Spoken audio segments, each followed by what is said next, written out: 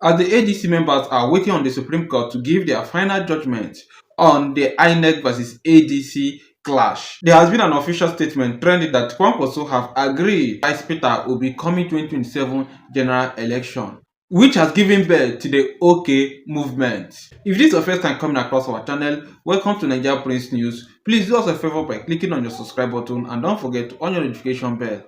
Please, I would love you to pay serious attention to this video and watch it to the end so that you will understand the new Nigerian political landscape that is going on and how 2027 general election is going to take shape. So please do wait to share your own opinion in the comment section and don't forget to subscribe to this channel. So, speculations over a major political alliance ahead of 2027 general elections is intensifying following claims that former Kano State Governor Rabiu Musa Kwankwaso has agreed to serve as running mate to former Anambra State Governor Peter Obi. Now, the claim was made by political ally Ibrahim Abdul Karim during a television interview where he stated that discussions between both camps have progressed beyond speculation and a mutual understanding already reached. According to him, supporters of both leaders, including the Obidients and the Kwankwaso movements, are aware of the arrangement, suggesting a growing alignment between the two political bases. While there has been no official confirmation from either camp, the development is fueling debate about a possible coalition that could reshape Nigeria's political landscape in 2027. And now to help us unpack these claims and what they could mean for the 2027 elections, we're joined by the National Director General, OK Movement, John Wulu. Good morning and thank you very much for joining us. Good morning, guys. Welcome. OK Movement, I don't believe that it's a name that I'm familiar with. Can you talk us through what the OK Movement represents? Okay, in a nutshell, like I was trying to talk to you earlier, OK is, in a simple term, just mean this is the most common used word all over the world. It means that you're coming to a school where you have students bullying themselves. The first thing you're going to say, guys, is okay. Your children at home banging, fighting, and you're going to say, is okay. And literally, we've not been able to define the meaning of okay. Okay just simply means reassurance that, look, this thing is going to be okay. I mean, we are going to be okay. I'm going to come out. There'll be justice. Just give me time to sort it out. So who are the warring parties and who is saying Mediating. it's okay? Who's mediating? That's people of like minds, like me, like you can say that you can part of it. It means that it's word that you use every day. No, me, I'm with NCO, no Central, not OK Movement. Please, before we continue, do me a favor by clicking on your subscribe button. Just the only way to encourage and support us. But you use my word every day at home, you use it back here, you use it in this studio. So what we're able to do is to fact check all the whole leaders, what they have in common. So we're able to check Senator Rabiu Kwankwaso and His Excellency Peter Obi. We find that they have something very much in common. Even the movement is organic from Obidients. The movement of Kwankwaso movement is very organic. And we see that both the leaders have one thing in common, which is education. If you look at the history of Peter Obi, you can fact check that. All he talks about is how to get people back to school, how to bring human capital development in human being in Nigeria as a whole. Likewise, Senator Rabiu Kwankwaso, the same thing he preached about is bringing out of school kids back to school. So that baseline that we're able to draw, that Peter Obi have this in common, Senator Rabiu Kwankwaso have this in common, both of them were able to align together and say, okay, this is why we said Nigeria will be okay with these two leaders. Please, before we continue, do me a favor by clicking on your subscribe button. Just the only way to encourage and support us. But don't you think, I mean, a cross-section of Nigerians think you're jumping the gun. That is very futuristic. And like we said in the beginning, that it's still speculations. Because the ADC, party which they belong to, hasn't even conducted primaries.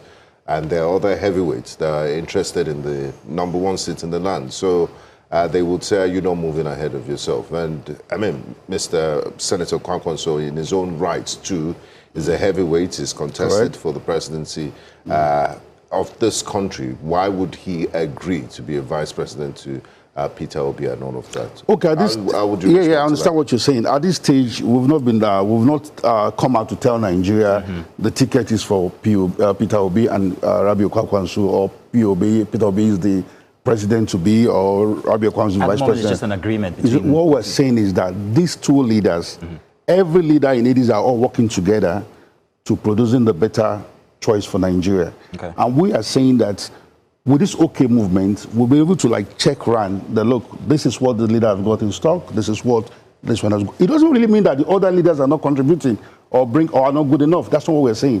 What we're saying is that this is what Nigeria needs at this time of this hailing moment. Nigeria is in a bad shape. You can all say that. And what we're saying is that we've checked what these people have done in the past. And for you to define, leaders are not born, leaders are made. That's what we need to understand. And these two leaders have been able to bring themselves out to Nigeria. Look, I've been able to build myself, and this is what I have to offer. And that is what we are bringing out. Well, Mr. Ulu, can I jump in here and say, first of all, okay, I also identify that it's Obi and Kwankwaso. Okay, so that's great anagramization. Yeah. Please, before we continue, do me a favor by clicking on your subscribe button. Just the only way to encourage and support us.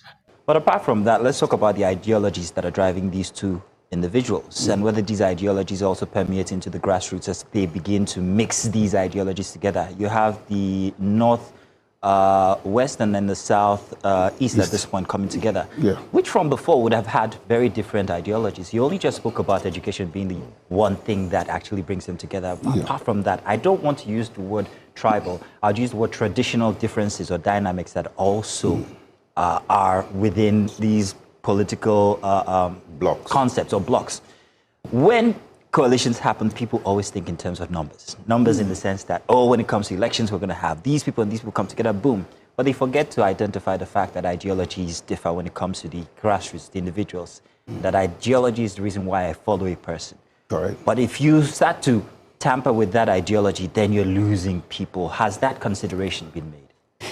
Yeah, like I said earlier, Kwankwaso movement is an organic movement. Obidients is an organic movement. And something would pull, in organic movement, something will pull you there. Regardless of your race, your tradition, your culture, ethnicity, it doesn't matter this time around. You believe in this person, that this person can deliver that which you want. This person is giving you that hope that you want. They are showing that the hope that Nigeria is going to get to this point from A to B.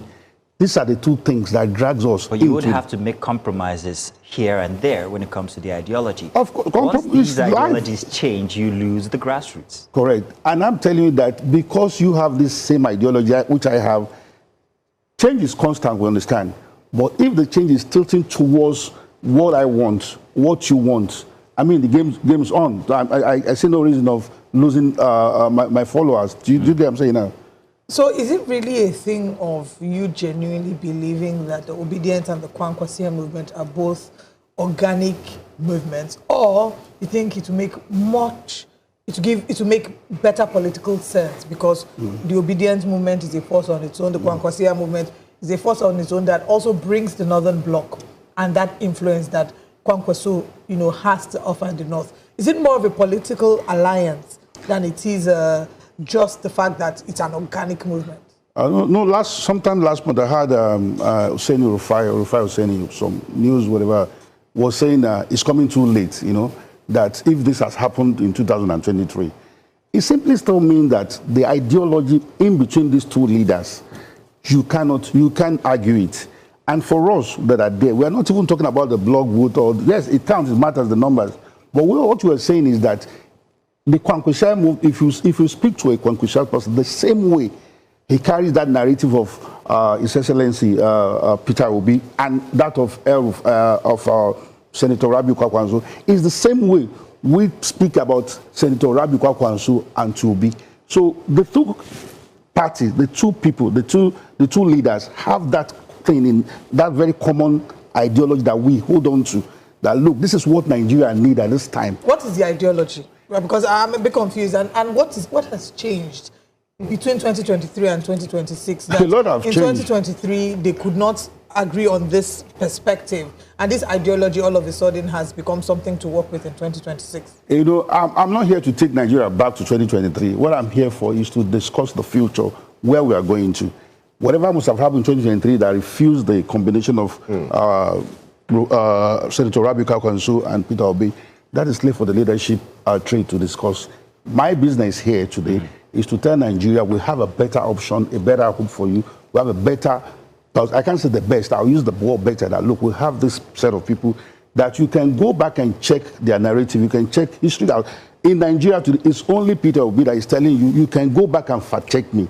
You can call this. He called names. Whenever I remember last month he was telling Nigeria that look, during the campaign, the former Lagos State governor, Babajide, whatever, the other one that left, first one after Tinubu, Governor Fashola. Yeah. That Fashola came to campaign in Anambra, that he, Peter, gave Fashola his car to use. A man that is campaigning against you, that is real politician. That is a true that's a true Democrat. Not having to say, look, you are coming here to destroy. We have person that will tell you, you cannot even campaign in my stadium. Let you know coming to use my car. Yeah, we heard plenty of that. But let's now come to the reality of what the ADC is today. They're heavyweights that feel they have the right to aspire for the presidential ticket. And Alhaji Atiku Abubakar is one big name. Correct. He does have a large following. What are the chances or possibilities of either Mr. Peter Obi or Rabiu Musa Kwankwaso emerging as the candidates in ADC as it's presently constituted? Yeah, like I was still... Or would you prefer a consensus type of candidacy? Yeah, I'm not one of the leaders in the ADC party. But one thing I can assure you that either if you don't reverend the presence of Alhaji Atiku Abubakar, that means you're joking. We know it's one man that Nigeria understands is a strong and a big politician, and is very qualified to be Nigerian president, no doubt about that. We have people like them El Rufai, Senator Tambowa, people, they are there. But what we are telling you today is that we've been able to look across all board, that looks, with them supporting this narrative we're giving, will mean there'll be a great change in Nigeria, and that's what we're out for. I don't know if you would agree, if anybody here agrees with me, but it doesn't give me confidence that, because if Atiku is still telling that he is still out for 2027 and indicating interest, and you also have this Obi Kwankwaso movement, then it seems like I'm not very sure what the coalition is about, if it's as Congress as it wants to be, because you're profiling these two, and then there's somebody else who's saying that I'm still perhaps in the running. But let's